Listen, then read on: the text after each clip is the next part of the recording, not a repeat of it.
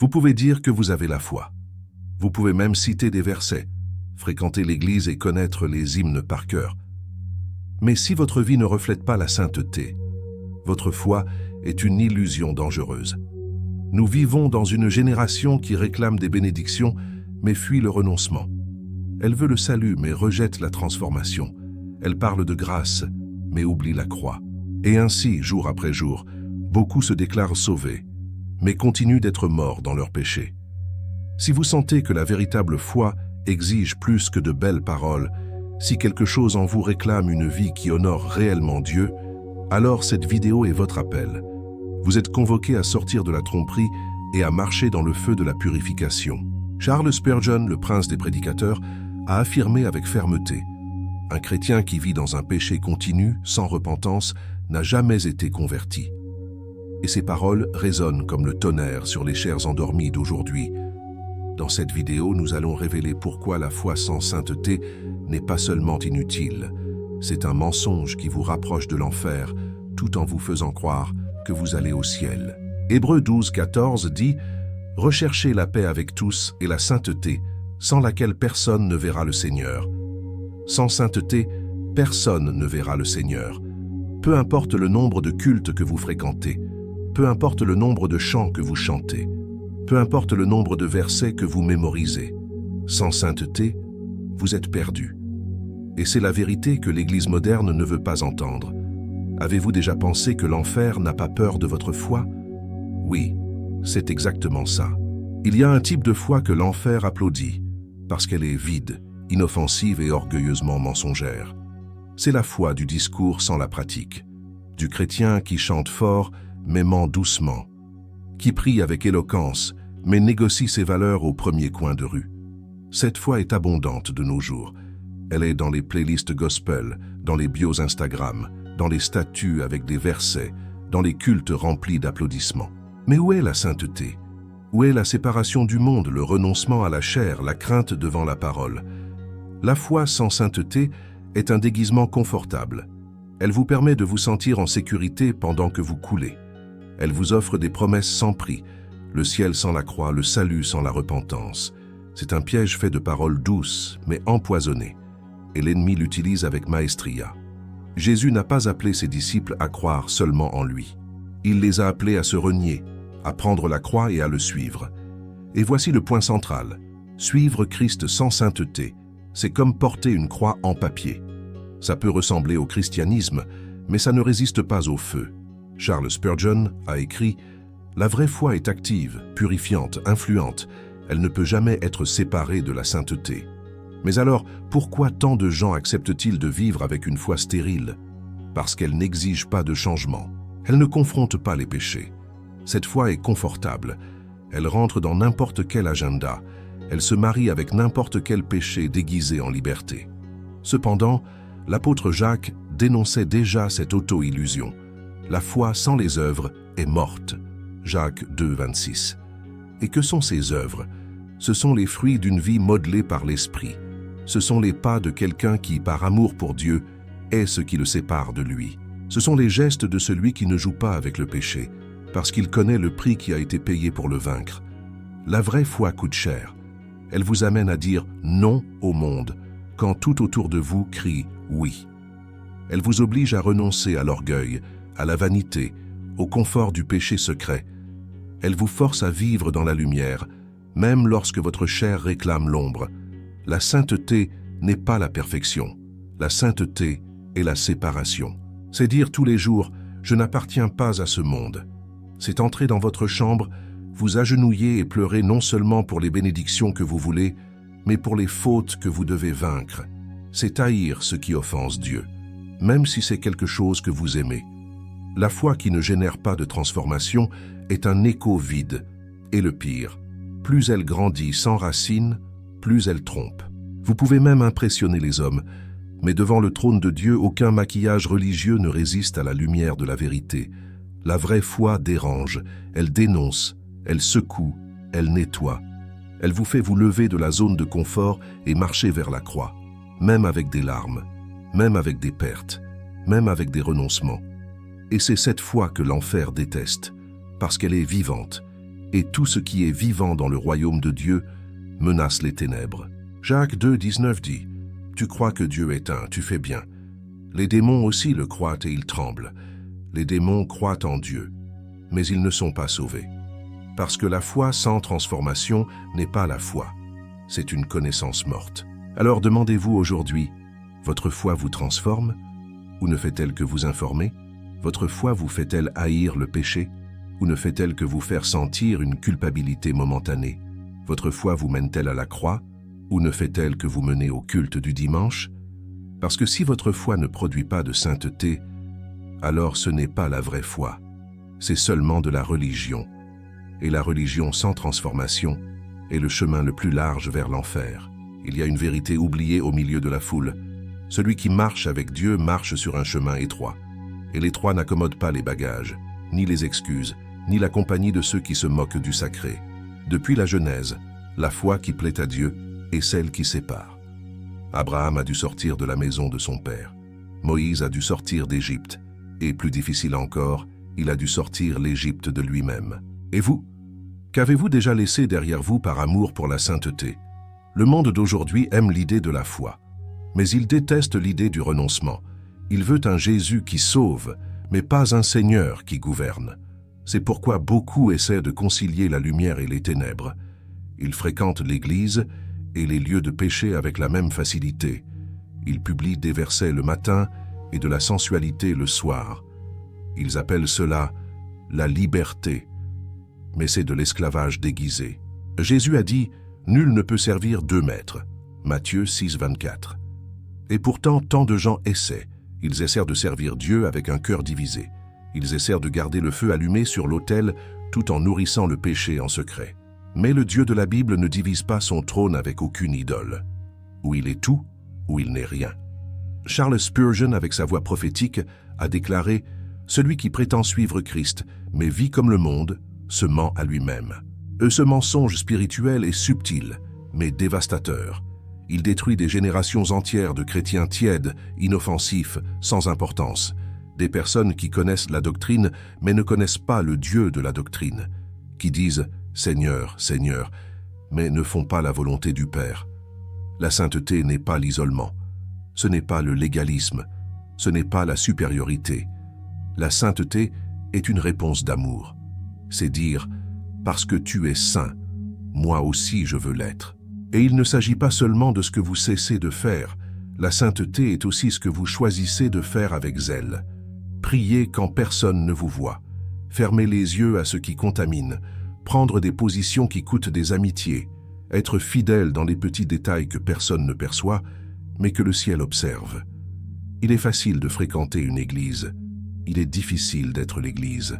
Il est difficile de marcher par la porte étroite quand la large est plus populaire, plus facile, plus confortable. Mais c'est la nature de la vraie foi. Elle sépare, elle coupe, elle purifie.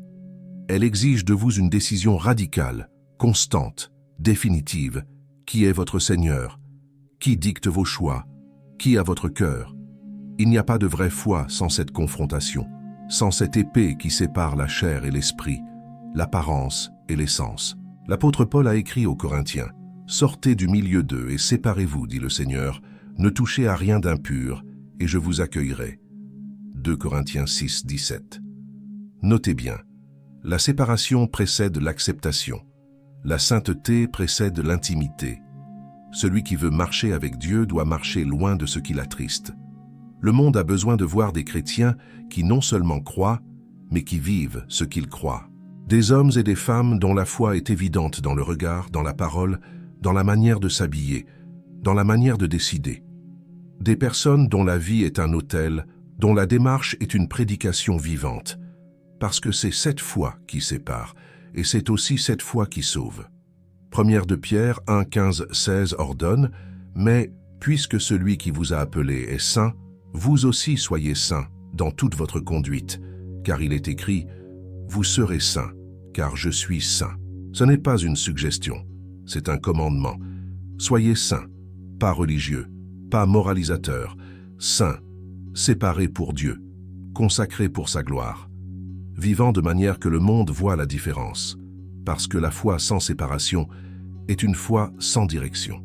et la foi sans direction est une foi sans salut.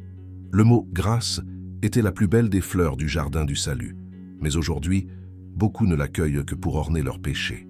Ils l'utilisent comme excuse pour continuer comme ils sont, oubliant que la grâce de Dieu n'est pas un filet qui amortit la chute du pécheur, mais un feu qui le purifie jusqu'à ce qu'il devienne un autre homme.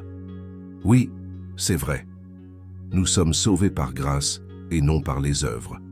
Mais cette même grâce, lorsqu'elle est véritable, ne laisse jamais l'homme tel qu'elle l'a trouvé.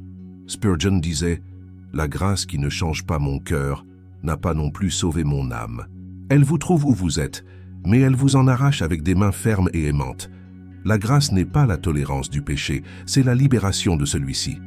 Cependant, ce qui est prêché aujourd'hui dans les chairs n'est pas cette grâce ardente et sainte. C'est une anesthésie, un soulagement rapide pour les consciences en crise, un évangile sans douleur, sans renoncement, sans sainteté, un Jésus en coton qui aime sans confronter et embrasse sans transformer.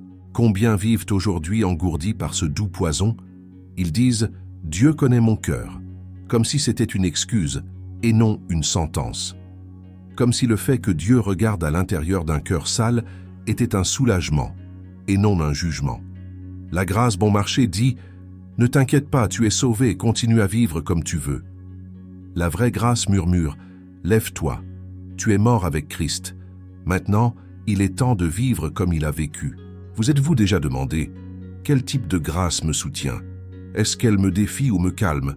Est-ce qu'elle me fait haïr le péché ou seulement cohabiter avec lui sans culpabilité?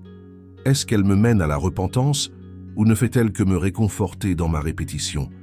La vérité est que grâce et sainteté marchent côte à côte. Là où il y a la vraie grâce, le péché commence à mourir. Peut-être pas d'un coup, peut-être petit à petit. Mais il perd le contrôle. Le mensonge commence à étouffer. Le désir impur perd de sa force. La colère se dissout dans le pardon. L'orgueil s'incline devant la croix. Et quand cela ne se produit pas, lorsque l'homme reste froid, dur, indifférent, peut-être que ce qu'il a reçu n'était pas la grâce. Peut-être n'était-ce qu'une illusion religieuse déguisée. L'apôtre Paul a écrit aux Romains « Que dirons-nous donc? Demeurerons-nous dans le péché afin que la grâce abonde ?» Loin de là. Romains 6, 1, 2. La réponse de Paul est un cri contre l'anesthésie spirituelle. C'est un appel à nous réveiller. Dieu n'a pas versé le sang de son Fils pour que je continue à mentir, à trahir, à haïr et à pécher en secret. Il a fait cela pour me rendre saint, pas parfait, mais en lutte, en progression, en révérence. Celui qui marche sous la vraie grâce marche dans la crainte. Crainte d'attrister l'esprit, crainte de jouer avec le sacré, crainte de traiter la croix comme une amulette et non comme un autel de mort. Cette grâce est comme une torche allumée dans l'obscurité du cœur. Là où elle entre, rien ne peut rester caché. Ni vice, ni orgueil, ni excuse. Elle révèle, corrige et puis transforme. Mais attention, l'anesthésie est aussi efficace, sauf qu'elle prépare le patient à la mort et non à la guérison. La différence est qu'un homme sous la fausse grâce va en souriant vers l'enfer, pensant qu'il va au ciel. C'est pourquoi examinez-vous. Avec crainte, quel type d'évangile avez-vous embrassé? Quel type de grâce avez-vous vécu? Est-ce qu'elle vous réveille ou vous berce? Tite 2, 11, 12 déclare « Car la grâce de Dieu, source de salut pour tous les hommes, a été manifestée. Elle nous enseigne à renoncer à l'impiété et aux désirs mondains et à vivre dans le siècle présent avec sagesse, justice et piété. » La grâce enseigne à renoncer. La grâce transforme le comportement. La grâce produit la sainteté. Si votre grâce ne fait pas cela, alors ce n'est pas la grâce de Dieu, c'est seulement un concept religieux vide. La bonne nouvelle est qu'il est encore temps. Si vous lisez ou écoutez ceci, cela signifie que la vraie grâce vous appelle encore. Mais elle ne vient pas pour vous consoler dans la boue, elle vient pour vous en arracher. Avez-vous déjà pensé à votre corps comme à un miroir spirituel? Non seulement comme un temple, mais comme un témoin silencieux de ce que votre âme est en train de nourrir. Le cœur qui s'accélère devant le péché, le sommeil agité, les yeux qui ne brillent plus comme avant, le corps révèle ce que la bouche essaie de cacher avec des versets mémorisés. Alors que beaucoup proclament « Dieu connaît mon cœur », ils oublient que c'est précisément ce qui devrait causer de la crainte. Le corps ne ment pas. Il répond à la présence ou à l'absence de Dieu. Il tremble, tombe malade, pèse. Le péché, lorsqu'il n'est pas expulsé, commence à habiter la chair. Et la chair, jour après jour, commence à se modeler à l'esprit qui la gouverne. L'apôtre Paul disait « Faites donc mourir ce qui, dans vos membres, est terrestre » Colossiens 3, 5. Et le verbe qu'il a choisi est brutal.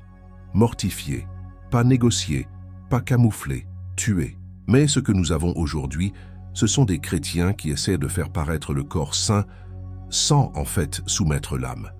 Ils essaient de forcer un jeûne qui ne naît pas de la repentance. Ils essaient d'afficher la pureté sans laver l'intérieur. Ils essaient de contrôler la langue, mais ne crucifient pas l'orgueil. Le corps réagit, et quand le péché demeure, il en coûte. Anxiété, insomnie, apathie, vice, épuisement inexplicable. Oui, il y a des causes cliniques, mais il y a aussi des causes spirituelles que l'Église moderne a peur d'aborder.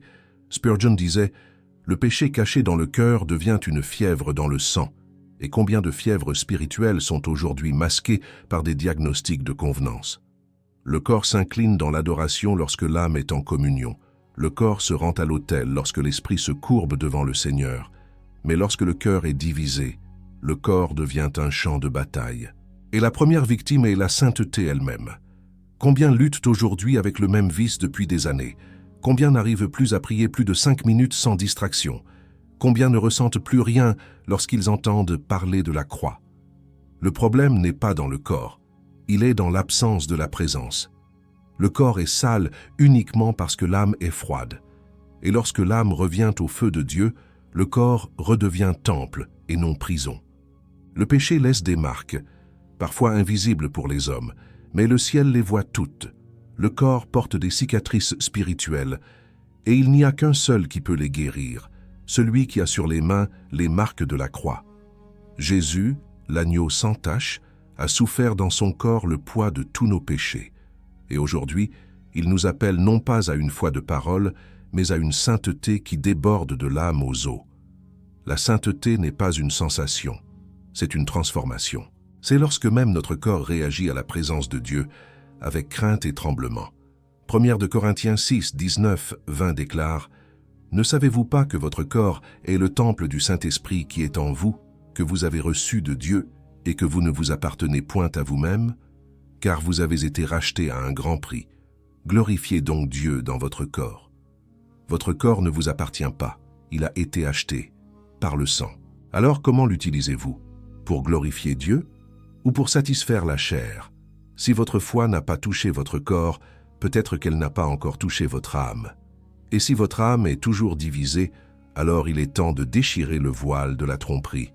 Parce qu'il n'y a pas de salut sans soumission, il n'y a pas de ciel pour ceux qui ne vivent que pour eux-mêmes. Le corps est le thermomètre de l'âme. Et si la température de votre vie spirituelle est tiède, vous savez déjà ce que Jésus a dit. « Parce que tu es tiède, je te vomirai de ma bouche. » Apocalypse 3, 16. Mais il y a de l'espoir, il y a le sang, il y a la grâce. Le même Dieu qui juge avec justice est celui qui guérit avec miséricorde. Il veut habiter à nouveau en vous, non seulement en parole, mais en présence vivante. Vous pouvez répéter le nom de Dieu 1000 fois. Vous pouvez porter une Bible sous le bras, arborer des t-shirts avec des versets imprimés et même vous tatouer des croix. Mais le nom de Dieu ne tient pas dans une vie sale. Le nom du Très-Haut est trop pur pour habiter dans une âme divisée entre la lumière et les ténèbres. Il est facile de dire « Seigneur, Seigneur ». Mais Jésus a clairement indiqué que tous ceux qui disent cela n'entreront pas dans le royaume des cieux, seulement ceux qui font la volonté du Père. Et la volonté du Père n'est pas négociable. Elle n'est pas adaptable à votre convenance. Elle est sainte, droite et exige la séparation. Elle exige la mort de la chair. Nous vivons une époque où la sainteté a été échangée contre de bonnes intentions, où la vie chrétienne est devenue une tenue pour le dimanche, tandis que le lundi, le même croyant se mêle à tout ce que le Seigneur exècre. Mais Dieu ne partage pas le trône avec des idoles. Il ne tolère pas une double vie, où il règne, où vous êtes perdu. Vous dites que vous aimez Dieu, mais vous continuez à dormir avec le péché. Vous embrassez des vices secrets, nourrissez des pensées impures, traitez votre prochain avec mépris, remplissez votre cœur de vanité, et vous croyez pourtant que Dieu est en contrôle de votre vie. Ce n'est pas la foi, c'est la moquerie. La vie sale est celle où le péché a une place réservée, où il n'y a aucun effort réel pour résister à la tentation, où la repentance est devenue seulement une demande automatique de pardon à la fin de la journée, suivie des mêmes péchés le lendemain. Ce n'est pas tomber, c'est vivre prosterné. Spurgeon a dit « La sainteté n'est pas un accessoire dans la vie du chrétien, c'est l'essence même de son existence. » Par conséquent, si votre vie n'a pas l'odeur de la sainteté, elle a la puanteur de la pourriture spirituelle. Et le nom de Dieu ne peut pas être utilisé comme un parfum pour masquer l'odeur du péché. Il y a des gens qui ne mentent pas par leurs paroles, ils mentent par leur style de vie. Ils fréquentent l'Église, disent « Alléluia » de la bouche, mais renient le pouvoir de Dieu par leur choix quotidien. Ils parlent de foi, mais vivent comme si Dieu ne regardait pas, comme si le ciel était un théâtre et non un trône. Mais l'apôtre Paul a été clair, le Seigneur connaît ceux qui lui appartiennent, et que tout homme qui prononce le nom du Seigneur s'éloigne de l'iniquité. 2 Timothée 2, 19. Il ne s'agit pas seulement d'utiliser le nom de Dieu, il s'agit de porter ce nom avec crainte. Il s'agit de ne pas permettre que ce que vous voyez, consommez, pensez ou pratiquez entache le nom que vous représentez, parce que le nom de Dieu pèse. C'est le nom qui a ouvert la mer, renversé des murailles, vaincu des armées, guéri des malades, chassé des démons. C'est le nom devant lequel tout genou fléchira. Et si ce nom n'a pas le pouvoir de transformer votre vie, alors peut-être ne l'avez-vous jamais vraiment porté. Le vrai chrétien a honte du péché. Il ne joue pas avec la grâce. Il ne prétend pas que tout va bien alors que son intérieur est sale. Il court aux pieds de la croix, le cœur brisé. Et s'il doit tout perdre pour marcher dans la sainteté, il le perd avec joie. Car mieux vaut vivre propre avec peu que sale avec tout. Dieu ne veut pas seulement votre adoration le dimanche, il veut votre intégrité le mardi, votre pureté le jeudi, votre renoncement le samedi. Il veut que son nom soit sur vous quand personne ne regarde. Car si le nom de Dieu ne tient pas dans votre vie, alors votre foi n'est qu'une fantaisie religieuse. Exode 20, 7 avertit « Tu ne prendras point le nom de l'Éternel, ton Dieu, en vain, car l'Éternel ne tiendra point pour innocent celui qui prendra son nom en vain. » Prendre le nom de Dieu en vain n'est pas seulement maudire, c'est vivre comme s'il n'avait pas d'importance. C'est utiliser son nom pour impressionner, tout en vivant pour plaire à la chair. C'est de la vanité, et Dieu ne le tolérera pas. Il existe un danger plus subtil que la persécution, plus corrosif que la douleur. Un poison qui agit lentement, avec la saveur douce du succès, du confort et de la bénédiction. Et ce danger est l'oubli de Dieu quand tout semble bien aller. Rares sont ceux qui résistent à la tentation de l'abondance. Le peuple d'Israël, si souvent rappelé dans les Écritures, n'est pas tombé dans le malheur de l'idolâtrie uniquement dans l'affliction, mais principalement lorsqu'il avait de la nourriture dans son assiette, la terre sous ses pieds et des maisons confortables. C'est dans le calme qu'ils ont trahi le Dieu qui les avait libérés d'Égypte.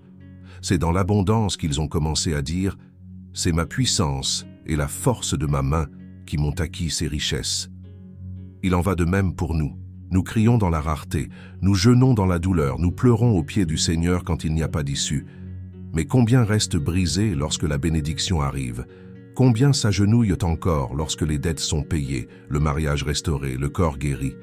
Jésus a guéri 10 lépreux. Un seul est revenu pour remercier. Les autres ont continué leur chemin, satisfaits du miracle, mais indifférents au faiseur de miracles. La majorité veut la main de Dieu, mais pas son visage. La bénédiction sans sainteté devient une malédiction. La faveur divine sans repentance se transforme en sentence. Lorsque l'on utilise la grâce comme excuse pour vivre dans le péché, on se moque de la croix. On crache sur le sang de l'agneau. Et comme le dit Paul, Dieu ne se laisse pas moquer. Beaucoup vivent aujourd'hui dans ce qui semble être la prospérité, mais sont spirituellement morts. Des églises pleines, des comptes bancaires sains, des carrières prometteuses et des âmes vides, des cœurs froids, des vies dominées par des idoles déguisées. Le succès terrestre est le nouveau veau d'or. La sainteté est le sceau qui préserve la bénédiction. Sans elle, tout se corrompt. Le don devient un piège. La guérison devient de l'orgueil. Le don de prêcher se transforme en vanité. Le ministère devient une scène. L'influence se transforme en corruption. Sans sainteté, même la Bible entre les mains peut devenir une épée de destruction, si elle est utilisée pour manipuler au lieu d'édifier. Beaucoup ont déjà échangé la présence de Dieu contre les applaudissements des hommes. D'autres ont substitué l'autel par une chaire, la chambre secrète par des scènes illuminées. Et finalement, ils ont oublié l'essentiel. Dieu ne partage sa gloire avec personne. Méfiez-vous de la bénédiction qui vous éloigne de Dieu. Méfiez-vous du miracle qui endurcit votre cœur. Méfiez-vous de la prospérité qui vous rend tiède. Jésus n'est pas mort pour vous rendre confortable, mais pour vous rendre saint. Ce que Dieu nous donne, il observe si nous savons le lui rendre en adoration. Ce qu'il nous confie, il éprouve si nous savons le lui consacrer. C'est pourquoi, ne confondez jamais la bonté de Dieu avec son approbation. Tout ciel bleu n'est pas un signe d'obéissance, et toute récolte n'est pas un signe de fidélité. Même les impies prospèrent pendant un temps. Demandez-vous aujourd'hui, ce que Dieu vous a donné, vous a-t-il rapproché ou éloigné de lui? Êtes-vous devenu plus humble ou plus orgueilleux, plus brisé ou plus froid, plus généreux ou plus attaché? La bénédiction qui n'est pas utilisée pour glorifier le Seigneur est un poids de jugement déguisé. Le véritable signe de maturité spirituelle n'est pas ce que Dieu vous a déjà donné, mais à quel point vous restez saint quand il retire. Job a tout perdu, mais n'a pas perdu la révérence. David a tout eu, mais quand il est tombé, il a pleuré jusqu'à ce que ses os lui fassent mal et a crié « Ne me retire pas ton Saint-Esprit ». Si vous vivez aujourd'hui une bonne période, louez Dieu. Mais n'oubliez pas, la bonne période est une épreuve aussi sévère que la mauvaise. Et beaucoup ont échoué à cette épreuve. Deutéronome 8, 11, 14 avertit « Garde-toi d'oublier l'Éternel, ton Dieu, de peur qu'après avoir mangé et être rassasié, après avoir bâti de belles maisons et y être établi, ton cœur ne s'enfle et que tu n'oublies l'Éternel, ton Dieu. » La bénédiction peut être la plus grande épreuve de votre foi. Parce qu'il est facile d'être fidèle dans la rareté. Il est difficile d'être saint dans l'abondance. La foi sans sainteté n'est pas seulement un mensonge. Elle peut être aussi le scénario de la ruine la plus silencieuse de toutes. La ruine de ceux qui croient qu'ils vont bien parce qu'ils sont remplis de bénédictions, mais qui sont en réalité nus devant le trône. Il arrive un moment où toutes les autres portes se ferment. Celle du plaisir devient nauséabonde, celle de la célébrité, vide, celle de l'argent, fatigante, celle du péché, insoutenable. Et c'est à cet instant, quand le monde ne séduit plus, quand l'âme est épuisée par les mauvais choix, qu'il reste une dernière porte. Elle a toujours été là. Elle était entr'ouverte, jamais fermée. Mais peu osent à la franchir, car elle exige tout. Cette porte s'appelle la sainteté. La sainteté n'est la première option de personne. Elle n'attire pas les foules, elle ne promet pas le confort, elle n'est pas vendue sur les scènes de la foi superficielle. Elle ne dit pas « Viens comme tu es et reste comme tu veux ». Elle dit « Meurs à toi-même et nais à Dieu ». C'est pourquoi c'est la dernière porte, parce que seuls ceux qui ont épuisé toutes les autres comprennent sa valeur. Seuls ceux qui ont déjà tout perdu sont prêts à gagner ce que le monde ne peut offrir, la communion pure avec le Saint. Christ a dit « Si quelqu'un veut venir après moi, qu'il renonce à lui-même, qu'il se charge de sa croix et qu'il me suive. » Pas de raccourci, pas d'évangile sans renoncement, pas de ciel sans mort intérieure. La porte étroite n'est pas seulement un chemin, c'est un entonnoir, c'est un autel de sacrifice. Et lorsque vous décidez de la franchir, vous laissez derrière vous plus que des péchés. Vous laissez des identités, des vanités, des masques, des attachements et tout ce que vous utilisiez pour vous protéger de la vérité. La sainteté est violente. Elle expulse les démons qui habitent dans l'âme. Elle désinstalle les vices de la pensée. Elle blesse l'orgueil. Elle met la chair au pied du mur et la force à reconnaître qu'elle ne sera jamais souveraine. C'est pourquoi beaucoup parlent de sainteté, mais peu la vivent. Parce qu'elle coûte cher. Parce qu'elle exige que vous craigniez Dieu plus que le ridicule. Que vous aimiez la vérité plus que votre réputation. Que vous désiriez être pur plus qu'être applaudi. Mais c'est justement cette radicalité qui guérit. C'est cette soumission qui libère. Lorsque la sainteté devient la dernière porte, elle devient aussi la seule issue. Et celui qui la franchit trouve un lieu où le péché ne gouverne plus, où le cœur se repose, où l'identité est restaurée. Non pas parce qu'il est parfait maintenant, mais parce qu'il est soumis maintenant. Charles Spurgeon a dit « La sainteté n'est pas le chemin vers le ciel, elle est le ciel commencé sur terre ». Autrement dit, le saint vit déjà par anticipation ce que beaucoup ne désireront que lorsqu'il sera trop tard. Il marche déjà avec Dieu avant de voir Dieu. Il se prosterne déjà avant le grand trône. Il renie déjà la chair avant le jugement. Le saint est l'annonce vivante que le royaume n'est pas une théorie, c'est une réalité visible dans les fruits. Mais attention, cette porte, bien que toujours ouverte, ne le restera pas éternellement. Il y aura un jour où elle se fermera.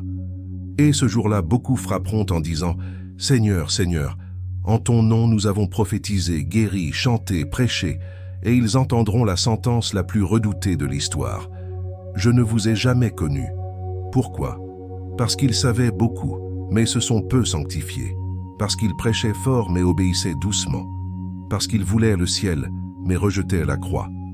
Aujourd'hui, la porte est toujours devant vous. La voix de l'Esprit murmure encore « Choisis la sainteté ». Non par obligation, mais par amour. Non pour être vu, mais pour être transformé. La sainteté n'est pas d'être meilleur que les autres, c'est de devenir ce que Dieu a rêvé. Et il n'a pas rêvé d'une génération tiède, neutre, domestiquée par le système. Il a rêvé d'enfants saints, justes et remplis de crainte. Hébreux 12, 14 n'est pas une suggestion. Recherchez la paix avec tous et la sainteté, sans laquelle personne ne verra le Seigneur. Sans sainteté, personne ne verra le Seigneur.